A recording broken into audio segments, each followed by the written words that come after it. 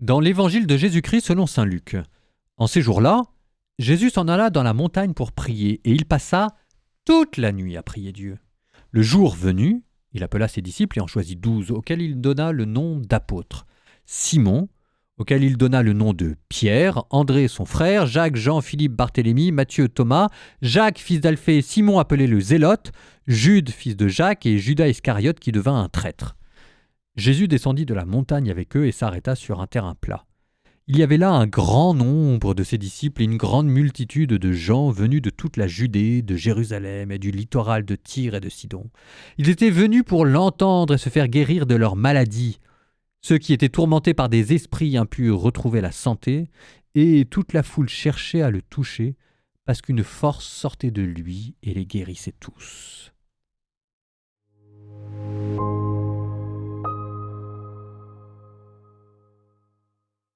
C'est quand la dernière fois que vous avez pris une décision importante au choix, s'engager pour un mariage, pour une vocation, commencer un nouveau métier, faire un prêt à la banque pour acheter une maison, enfin, des grands choix, on en fait au moins un par an, hein, je m'excuse. Hein.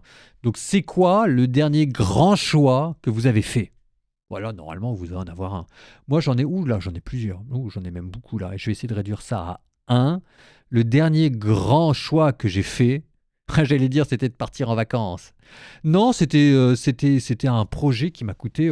D'ailleurs, c'était la Bible en un an. Si, c'était la Bible en un an. C'était un grand, grand, grand projet. Bon. Je dis grand projet parce que ça coûte cher cette affaire et puis j'y passe quand même bien 5 heures par jour.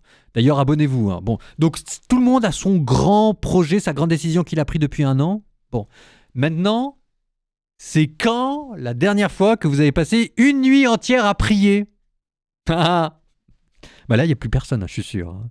Bon, normalement, ce que vous dit l'évangile, c'est que les deux, ça devrait être la même date. Alors, si jamais on a loupé la dernière grande décision, qu'on loupe pas la prochaine. J'avoue que j'ai pas passé ma nuit à prier pour l'évangile pour la Bible en un an. C'est quoi mon prochain ? Mon prochain, ce serait de partir en Ukraine. Non, mais c'est pas fait. C'est pas fait encore cette affaire, donc j'attends qu'ils me répondent. On verra bien. Non, mon grand...